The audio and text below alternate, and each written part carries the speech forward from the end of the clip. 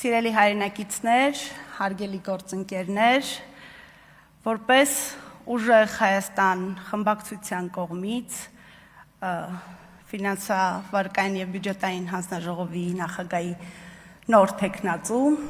առաջին հերթում ուզում եմ տարակուսանքս հայտնել պարոն Հայկ Վարմանյանի թեկնածությունը մերժելու հետ կապված,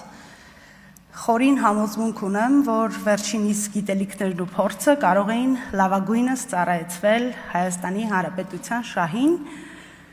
ինչևէ, պարոն Վարմանյանը միևնույնն է այդ հանձնաժողովում է լինելու, այնպես որ սպասեք նրան։ Անցնեմ ելույթիս, այսօր մենք արդեն քննարկում ենք ոչ թե մեկ թեկնածուի հարցը, այսօր մենք որոշում ենք շատ ավելի կարևոր հարց։ Որոշում ենք Հայաստանի խորհրդարանում վերահսկողությունը ի վերջո պետք է լինի իրական, թե ձևական։ Ֆինանսավարկային և բյուջետային հարցերի հանձնաժողովը ազգային ժողովի ամենակարևոր հանձնաժողովներից է։ Այստեղ են քննարկվում պետական բյուջեն,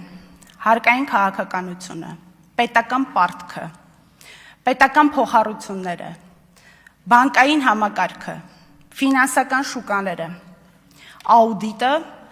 և պետական ֆինանսների կառավարման ամենազգայուն հարցերը։ Այսինքն, այստեղ քննարկվում է ոչ թե պարզապես պետության փողը, այլ քաղաքացու փողը։ Երբ բյուջեն սխալ է պլանավորվում, դրա գինը վճարում է քաղաքացին։ Երբ պետական պարտքը աճում է առանց հստակ ռազմավարության, դրա գինը վճարելու են նաև մեր երեխաները։ Երբ հարկային բեռը անհավասար է բաշխվում, դրա գինը նույնպես վճարում է քաղաքացին։ Երբ պետական միջոցները վատնվում են կամ ծրագրերը չեն իրականացվում, դրա հետևանքները տեսնում է յուրաքանչյուր ընտանիք։ Հետևաբար, այս հանձնաժողովը պարզապես օրենսդրական աշխատանք իրականացնող մարմին չէ։ Այն խորհրդարանի ֆինանսական վերահսկողության գլխավոր գործիքներից մեկն է։ Եվ այստեղ ուզում եմ առանձնացնել մի խնդիր, որի մասին հաճախ խոսում ենք թվերի լեզվով, բայց պետք է խոսենք նաև մարդկային լեզվով։ Դա կապիտալ ծախսերի թերկատարումն է, թերևս ես այս հարցին անդրադարձել եմ նաև նախորդ իմ ելույթում։ Երբ պետությունը նախատեսում է գումար ճանապարհի, դպրոցի, մանկապարտեզի, ենթակառուցվածքի կամ որևէ այլ ծրագրի համար, բայց այդ գումարը չի ծախսվում, դա պարզապես բյուջետային ցուցանիշ չէ։ Դա նշանակում է չկառուցված մանկապարտեզ, որի արդյունքում, օրինակ, մայրը չի կարող վերադառնալ աշխատանքի, որովհետև երեխային մանկապարտեզ չի կարող տանել։ Դա նշանակում է չվերանորոգված ճանապարհ, որի արդյունքում գյուղացին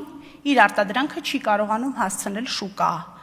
Դա նշանակում է չիրականացված ծրագիր և չստեղծված աշխատատեղ։ Չնայած գումարը միշտ չէ, չծախսված գումարը միշտ չէ, որ խնայված գումար է։ Շատ դեպքերում դա չստեղծված հնարավորություն է։ Ուստի մենք պետք է ոչ միայն հաստատենք բյուջեն, այլև վերահսկենք դրա կատարումը։ Պետական գնումները, կապիտալ ծրագրերի իրականացումը պետք է գտնվեն խորհրդարանի խիստ վերահսկողության ներքո։ Եթե որևէ գերատեսչություն չի կատարում իր ստանձնած պարտավորությունները, հասարակությունը պետք է իմանա դրա մասին և ստանա հստակ, պարզ պատասխաններ, ինչու չի կատարվել, ով է պատասխանատուն և ինչ է արվելու, որպեսզի նույնը չկրկնվի։ Այստեղ առաջանում է այսօրվա քաղաքական հիմնական հարցը. ով պետք է վերահսկի իշխանությանը։ Իշխանությունը ինքն իրեն վերահսկել չի կարող։ Սա որևէ անձի կամ որևէ քաղաքական ուժի նկատմամբ անվստահության հարց չէ, սա ժողովրդավարական համակարգի ամենապարզ տրամաբանությունն է։ Եթե իշխանությունը կառավարում է, ապա խորհրդարանը պետք է վերահսկի։ Եթե մեծամասնությունը որոշում է, ապա փոքրամասնությունը պետք է կարողանա հարցնել ինչու։ Եթե կառավարությունը ծախսում է հանրային միջոցները, խորհրդարանը պետք է կարողանա հարցնել ինչպես, որտեղ եւ ինչ արդյունքներով։ Հենց այս պատճառով ֆինանսա-բյուջետային հանձնաժողովի նախագահությունը ընդդիմությանը վստահել է քաղաքական քմահաճույք չէ։ Դա իշխանությունների տարանջատման, հակակշիռների համակարգի տրամաբանական շարունակությունն է։ Ընդդիմադիր նախագահը չի նշանակում, որ հանձնաժողովը պետք է վերածվի քաղաքական պատերազմի դաշտի։ Ընդհակառակը, մենք առաջարկում ենք մասնագիտական փաստերի վրա հիմնված պետական շահով առաջնորդվող աշխատանք, բայց մասնագիտական լինել չի նշանակում լինել լրակյաց։ Մասնագիտական վերահսկողությունը նշանակում է տալ դժվար հարցեր։ Բյուջեի քննարկման ժամանակ պահանջել հիմնավորումներ, հարկային արտոնությունների դեպքում պահանջել դրանց արդյունավետ գնահատում, պետական պարտքի դեպքում պահանջել ռիսկերի ամբողջական գնահատում, պետական երաշխիքով վարկերի դեպքում պահանջել պատասխաններ հնարավոր ռիսկերի վերաբերյալ։ Աուդիտի արդյունքների դեպքում պահանջել ոչ միայն փաստաթուղթ, այլև հետևանք, որովհետև հաշվետվողականությունը հաշվետվություն ներկայացնելը չէ, հաշվետվողականությունը պատասխանատվություն կրելն է։ Այսօր մենք ունենք հնարավորություն ցույց տալու, որ Հայաստանի խորհրդարանը հասունանում է որպես իրական վերահսկողության ինստիտուտ։ Շատ ժողովրդավարական խորհրդարաններում հենց ամենազգայուն հանձնաժողովների ղեկավարումը վստահվում է ընդդիմությանը, որպեսզի վերահսկողությունը չլինի խորհրդանշական, մենք նույնպես կարող ենք ընտրել այդ ճանապարհը։ Եվ այստեղ ես ուզում եմ շատ ուղիղ հարց հնչեցնել։ Եթե իշխանությունը չի վախենում վերահսկողությունից, ապա ինչու պետք է վախենալ ընդդիմադիր նախագահից։ Եթե պետական բյուջեն թափանցիկ է, ինչու վախենալ դրա մանրամասն ուսումնասիրությունից։ Եթե պետական գնումները արդյունավետ են, ինչու վախենալ դրանց վերահսկողությունից։ Եթե հարկային արտոնությունները հիմնավորված են, ինչու վախենալ դրա մասնագիտական քննարկումից։ Որովհետև ուժեղ վերահսկողությունը թույլ է տալիս ժամանակին տեսնել սխալը, ուղղել այն եւ կանխել ավելի մեծ խնդիրները։ Իշխանությունը, որը չի լսում քննադատությունը, կարող է ժամանակավորապես պահպանել հարմարավետությունը, բայց երկարաժամկետ կորցնելու է վստահությունը։ Իսկ պետությունը, որտեղ իշխանությունն ու ընդդիմությունը միմյանց վերահսկում են, բայց միաժամանակ աշխատում են պետական շահի համար, ավելի կայուն է։ Ուստի այս ընտրությունը չպետք է դիտարկվի որպես իշխանություն, ընդդիմություն, հերթական քաղաքական հակամարտություն։ Սա ընտրություն է վերահսկողության եւ վերահսկողության բացակայության միջև։ Սա ընտրություն է փակ որոշումների եւ բաց հաշվետվողականության միջև։ Սա ընտրություն է ձևական խորհրդարանի եւ իրական խորհրդարանական վերահսկողության միջև։ Հարգելի գործընկերներ, եթե մենք իսկապես հավատում ենք իշխանությունների տարանջատման, զսպումների եւ հակակշիռների սկզբունքին, ապա պետք է պատրաստ լինենք այդ սկզբունքը կիրառել նաեւ այն ժամանակ, երբ դա մեզ համար քաղաքականապես հարմար չէ։ Ժողովրդավարությունը միայն մեծամասնության իրավունքով կառավարելը չէ։ Ժողովրդավարությունը նաև մեծամասնության պատրաստակամությունն է թույլ տալու իրեն վերահսկել։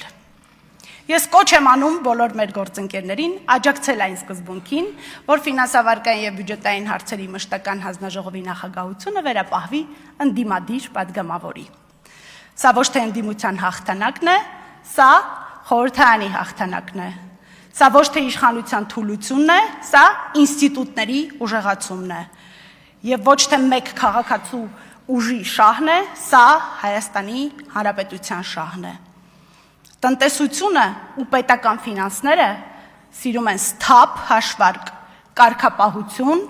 և պատասխանատվություն։ Իսկ ժողովրդավարությունը սիրում է վերահսկողություն։ Մենք առաջարկում ենք երկուսը միասին՝ պրոֆեսիոնալ աշխատանք, խիստ վերահսկողություն և պետական շահը վերդասող քաղաքականություն։ Իսկ ինչու հենց իմ թեկնածությունը։ Ես ունեմ գրեթե 20 տարվա մասնագիտական աշխատանքային փորձ։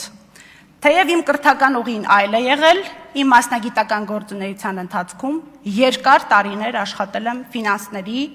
տնտեսության և ֆինանսական կառավարման ոլորտում։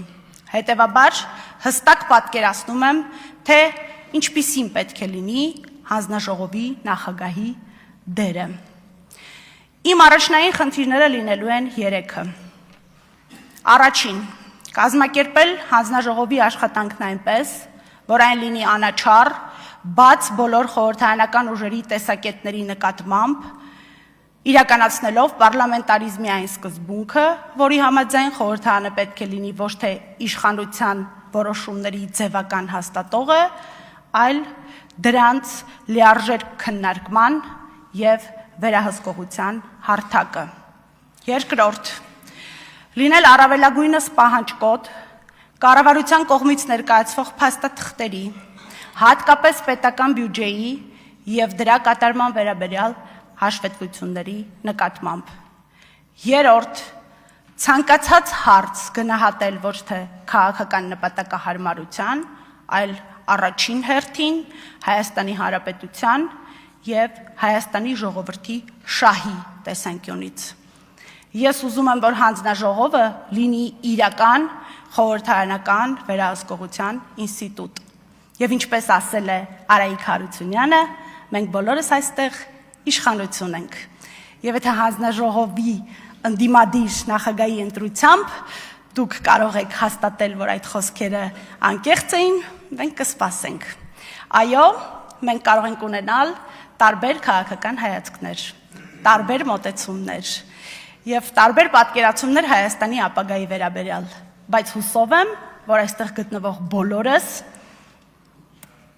ունենք մեկ նպատակ, և դա Հայաստանի Հանրապետության և Հայաստանի ժողովրդի բարեկեցությունն է։ Շնորհակալ եմ։